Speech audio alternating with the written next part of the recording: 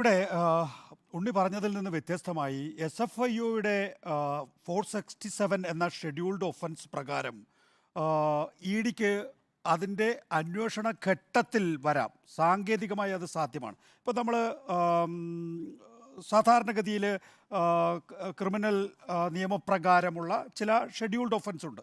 ആ scheduled offence ഇപ്പോൾ നമുക്കെതിരെ ക്രൈംബ്രാഞ്ച് ഒരു അന്വേഷണം നടത്തിക്കൊണ്ടിരിക്കുകയാണെന്ന് വിചാരിക്കുക. അത് ഷെഡ്യൂൾഡ് ഒഫൻസായി ഇഡിക്ക് കാണാമെങ്കിൽ സ്വാഭാവികമായിട്ടും നമുക്ക് ക്രൈംബ്രാഞ്ച് അന്വേഷണത്തിന് സമാന്തരമായി തന്നെ ഇഡി അന്വേഷണവുമാകാം എന്നുള്ളതാണ്. അതാണ് അതിൻ്റെ ഒരു സാങ്കേതികമായ ന്യായം ഇഡിയുടെ. നോക്കൂ, ആ സാങ്കേതിക ന്യായം അവിടെ നിൽക്കുമ്പോൾ തന്നെ ഇവിടെ ഇപ്പോൾ എന്താ പ്രശ്നം? സാധാരണഗതിയിൽ കഴിഞ്ഞ കുറേ തെരഞ്ഞെടുപ്പുകൾ എടുക്കുക കേരളത്തിലെ. എല്ലാ തെരഞ്ഞെടുപ്പുകളിലും ഈ പറയുന്ന അന്വേഷണ ഏജൻസികളുടെ ഒരു കേസോ അല്ലെങ്കിൽ അതിൻ്റെ മുകളിലുള്ള രാഷ്ട്രീയ വിവാദവും ഉണ്ടായിട്ടുണ്ട്. നമുക്കിപ്പോൾ SNC ലാവലിൻ എടുത്താലും, അതുപോലെ തന്നെ ബാർ കോഴ എടുത്താലും, അതുപോലെ തന്നെ സോളാർ കേസ് എടുത്താലും, കഴിഞ്ഞ നിയമസഭാ തെരഞ്ഞെടുപ്പിൻ്റെ മുന്നോടിയായി വന്നിട്ടുള്ളത് എന്താണ്? ഈ ഈന്തപ്പഴത്തിൻ്റെ കുരു എടുത്തു മാറ്റി അതിൽ സ്വർണം കടത്തിയെന്നും, ഖുറാൻ്റെ പുറംചട്ട മാത്രം നിലനിർത്തി അതിൻ്റെ ഉള്ളിൽ സ്വർണം കടത്തിയെന്നും, പിന്നെ ഒട്ടേറെ നമുക്ക് ഒരുപക്ഷെ സാധാരണഗതിയിൽ വിശ്വസിക്കാൻ കഴിയാത്ത ഒട്ടേറെ കാര്യങ്ങൾ വലിയ ആരോപണങ്ങളായി ഉയർന്നു വരികയും തെരഞ്ഞെടുപ്പിൽ അത് പ്രയോഗിക്കപ്പെടുകയും ചെയ്തു എന്നുള്ളതാണ്. 2021 എല്ലാ ലോക്സഭാ തെരഞ്ഞെടുപ്പുകളിലും നിയമസഭാ തെരഞ്ഞെടുപ്പുകളിലും ഇങ്ങനെയുള്ള ആക്ഷേപങ്ങൾ ഉയർന്നു ഉണ്ട് എന്നുള്ളത് നമ്മൾ കാണേണ്ട കാര്യമാണ്. ഈ ലോക്സഭാ തെരഞ്ഞെടുപ്പിനെ സംബന്ധിച്ചിടത്തോളം ഇതാണ് പ്രധാനപ്പെട്ട വിഷയം. അതായത് പിണറായി വിജയൻ്റെ മകളുടെ എക്സാലോജിക് എന്ന കമ്പനി CMRL നിന്ന് യാതൊരു സേവനവും നൽകാതെ പണം വാങ്ങി എന്നുള്ളതാണ് ഈ ഘട്ടത്തിൽ BJPക്കോ അല്ലെങ്കിൽ UDFനോ ഉന്നയിക്കാൻ കഴിയുന്ന ഏറ്റവും വലിയ ആക്ഷേപം. ആ ആക്ഷേപവുമായി മുന്നോട്ട് പോവുക എന്നുള്ളത് തന്നെയാണ് ഈ ED അന്വേഷണത്തിലൂടെ യഥാർത്ഥത്തിൽ ചെയ്തുകൊണ്ടിരിക്കുന്നത്. അതിനകത്തിപ്പോൾ അങ്ങനെ കയ്യിൽ കിട്ടിയിട്ടുള്ള ഒരു ആക്ഷേപത്തിൽ തുടർ നടപടികൾ എടുക്കാതെ മുന്നോട്ട് പോകണം എന്ന് എന്തിനു കരുതണം? ഈ ആക്ഷേപം ഉന്നയിക്കുന്നവർ, അവരെ സംബന്ധിച്ചിടത്തോളം SFIO അന്വേഷണമുണ്ട്, അവരെ സംബന്ധിച്ചിടത്തോളം ED അന്വേഷണം സാധ്യമാണ്. ഇനിയിപ്പോൾ ഇന്ന് രാവിലെ ഈ പറയുന്ന ED അന്വേഷണം റിപ്പോർട്ട് ചെയ്തിട്ടുള്ള മാധ്യമങ്ങളെല്ലാം പറഞ്ഞിട്ടുള്ള ഒരു കാര്യം, ഇനി CBI അന്വേഷണം വരാൻ പോകുന്നു എന്നുള്ളതാണ്. അപ്പോൾ CBI നോക്കൂ, ഇതാണ് രാജ്യത്ത് മുഴുവനായും നടന്നുകൊണ്ടിരിക്കുന്നത്. ഇപ്പോൾ അരവിന്ദ് കെജ്രിവാളോ അല്ലെങ്കിൽ ഹേമന്ത് സോറനെതിരെയോ ഒക്കെ തന്നെയും ഉന്നയിക്കപ്പെട്ടിട്ടുള്ള ആരോപണങ്ങൾ, തുടർന്ന് അവർ അറസ്റ്റ് ചെയ്യപ്പെട്ടിട്ടുള്ളത്, ഇപ്പോൾ ജയിലിൽ കഴിയുന്നത് എന്ത് രാഷ്ട്രീയ ലക്ഷ്യം വെച്ചിട്ടാണോ അതേ രാഷ്ട്രീയ ലക്ഷ്യം വെച്ചിട്ടാണ് ഇപ്പോൾ വീണ വിജയനെതിരെയും ഈ പറയുന്ന ED അന്വേഷണം നടന്നുകൊണ്ടിരിക്കുന്നത്. നാളെ ചിലപ്പോൾ CBI അന്വേഷണം വരാൻ പോകുന്നത്.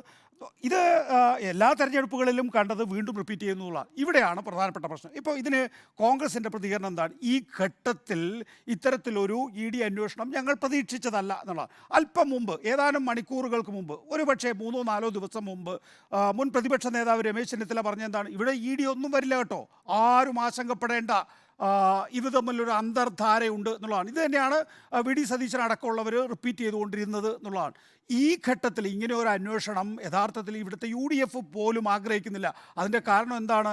ഇന്നിപ്പോൾ രാജ്യത്ത് ഈ അരവിന്ദ് കെജ്രിവാളിൻ്റെ, ഹേമന്ത് സോറൻ്റെ അറസ്റ്റിനെതിരെ വലിയ നിലയിൽ ജനരോഷം ഉയർന്നു വരുന്നുണ്ട്.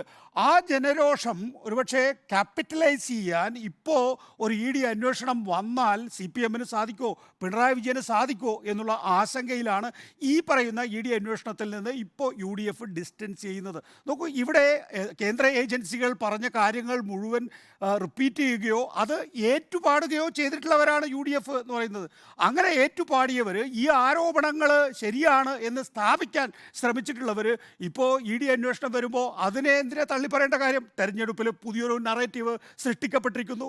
അരവിന്ദ് കെജ്രിവാളിൻ്റെ അറസ്റ്റ് വലിയ നിലയിൽ എതിർക്കപ്പെടുന്നു, വിമർശിക്കപ്പെടുന്നു. ഒരുപക്ഷെ ഡൽഹി കഴിഞ്ഞാൽ കേരളത്തിലായിരിക്കണം ഏറ്റവും കൂടുതൽ പത്രം വായിക്കുന്ന ആളുകളുണ്ടാവും, മാധ്യമങ്ങൾ കാണുന്ന ആളുകളുണ്ടാവുക. അവരിൽ ഒരു നറേറ്റീവ് രൂപപ്പെട്ടിട്ടുണ്ട്, കേന്ദ്ര സർക്കാരിനെതിരായിട്ടുള്ള ഒരു വികാരം രൂപപ്പെട്ടിട്ടുണ്ട്. ആ വികാരം കേരളത്തിൽ ഉപയോഗിക്കപ്പെട്ടു പോകുമോ എന്നുള്ള ആശങ്കയാണ് യഥാർത്ഥത്തിൽ UDFനെ സംബന്ധിച്ചിടത്തോളം ഇപ്പോഴുള്ളത് എന്നുള്ളതാണ് ഏറ്റവും പ്രധാനപ്പെട്ട കാര്യം. നോക്കൂ, ഇവിടെ നമ്മൾ കാണേണ്ട ഒരു കാര്യം എന്ന് വെച്ച് കഴിഞ്ഞാൽ 136 കോടി രൂപയുടെ കള്ളപ്പണ ഇടപാട് നടന്നിട്ടുണ്ട്. അതാര്? ഞാൻ ആദ്യത്തെ ചർച്ച മുതൽ ഇവിടെ ഉന്നയിക്കുന്ന ഏറ്റവും പ്രധാനപ്പെട്ട കാര്യമാണിത്. ഞാൻ വിചാരിക്കുന്നില്ല ഇപ്പോൾ ED അന്വേഷണം വരുമ്പോൾ ED അന്വേഷണം ഈ പറയുന്ന 1.7 1.72 കോടിയുടേതാണ് എന്ന്. ഈ 1.72 കോടിയുടെ കാര്യത്തിനകത്ത് എന്താ സാധിക്കുക? 1.72 കോടിയുടെ കാര്യത്തിനകത്ത് ഒരു കമ്പനി മറ്റൊരു കമ്പനിയുമായി നോൺ ഡിസ്ക്ലോഷർ എഗ്രിമെൻറ്റ് കൊണ്ട് മുഖാന്തരം ഇടപാട് നടത്തി അതിൽ സേവനം റെക്കോർഡ് ചെയ്തിട്ടില്ല എന്നുള്ള ഒറ്റ വിഷയമുള്ളൂ. സേവനം റെക്കോർഡ് ചെയ്തിട്ടില്ലെങ്കിൽ പോലും എനിക്ക് സേവനം കിട്ടി എന്ന് CMRL പറയുന്നു, ഞാൻ സേവനം കൊടുത്തു എന്ന് എക്സാലോജിക്ക് പറയുന്നിടത്ത് ആ കാര്യം അവസാനിക്കുന്നു എന്ന് വിശ്വസിക്കുന്ന ആളാണ് ഞാൻ, ഇനി സേവനം കിട്ടിയാലും ഇല്ലെങ്കിലും. പക്ഷേ 136 കോടിയുടെ കാര്യത്തിൽ അങ്ങനെയല്ല. മാധ്യമപ്രവർത്തകർക്ക്, പോലീസ് ഉദ്യോഗസ്ഥന്മാർക്ക്, ഉദ്യോഗസ്ഥർക്ക്, രാഷ്ട്രീയ പാർട്ടികൾക്ക്, രാഷ്ട്രീയ പാർട്ടി നേതാക്കൾക്ക് എന്താ വിഷയം നമ്മുടെ മുന്നിലുള്ളത്? ഇപ്പോൾ ഏറ്റവും ഒടുവിൽ നമ്മൾ ചർച്ച ചെയ്യുന്ന കാര്യം എന്താണ്? കോൺഗ്രസിൻ്റെ അക്കൗണ്ട് പരിശോധിച്ച് എക്സംഷൻ കൊടുക്കാതിരുന്നതിന് പ്രധാന കാരണമായി പറയുന്നത് 14 ലക്ഷം വരെ AICC പണമായി സ്വീകരിച്ചു എന്നുള്ളതാണ് ഒന്നാമത്തെ കാരണം. രണ്ടാമത്തേത് എക്സ്റ്റെൻഡഡ് ഡെഡ് ലൈൻ ഡിസംബർ 28 വരെ ആയിരുന്നു. ആ ഡിസംബർ 28-ന് മുമ്പ് ഇവർ ആ ഡെഡ് ലൈൻ പ്രകാരം മറുപടി കൊടുത്തില്ല എന്ന് രണ്ട് കാര്യങ്ങൾ പറഞ്ഞിട്ടാണ് 135 കോടി രൂപ അക്കൗണ്ടിൽ നിന്ന് പിടിച്ചെടുത്തിട്ടുള്ളത്. എക്കണോമിക് ടൈംസ് റിപ്പോർട്ട് ചെയ്യുന്നത് ഞാൻ കഴിഞ്ഞ ചർച്ചയിൽ വായിച്ചതാണ്. It also fail to meet another requirement related to acceptance of cash donations above rupees 20,000. The department said the party accepted cash donations of over 14 lakhs, resulting in a loss of its exempt status.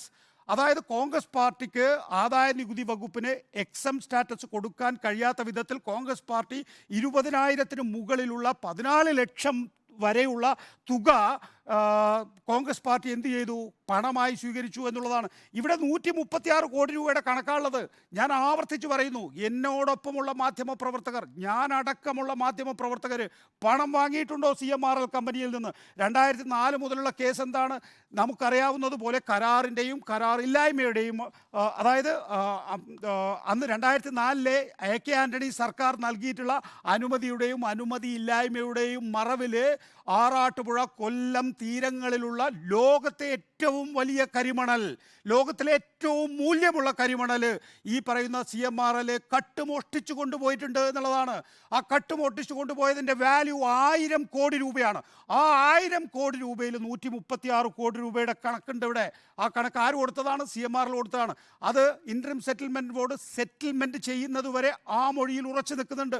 എക്സാലോജിക്കിൻ്റെ കാര്യത്തിനകത്ത് അത് ഉറച്ചു നിൽക്കുന്നില്ല. ആദ്യ മൊഴിയിൽ നിന്ന് വ്യത്യസ്തമായ സത്യവാങ്മൂലം കൊടുത്തിട്ടുണ്ട്. പക്ഷേ 136 കോടിയുടെ കാര്യത്തിനകത്ത് അതിൽ ഉറച്ചു നിൽക്കുന്നുണ്ടെന്ന് മാത്രമല്ല, ഞങ്ങൾക്ക് പണം കിട്ടി എന്ന് രമേശ് ചെന്നിത്തലയും PK കുഞ്ഞാലിക്കുട്ടി അടക്കമുള്ളവർ പറഞ്ഞിട്ടുണ്ട്. പോലീസ് ഉദ്യോഗസ്ഥരുണ്ട് അതിനകത്ത്, മാധ്യമപ്രവർത്തകരുണ്ടെന്ന്. ആ 136 കോടിയുടെ കള്ളപ്പണം ഉണ്ടെങ്കിൽ അത് പിടിക്കുക തന്നെ വേണമെന്നാണ് എൻ്റെ വാദം.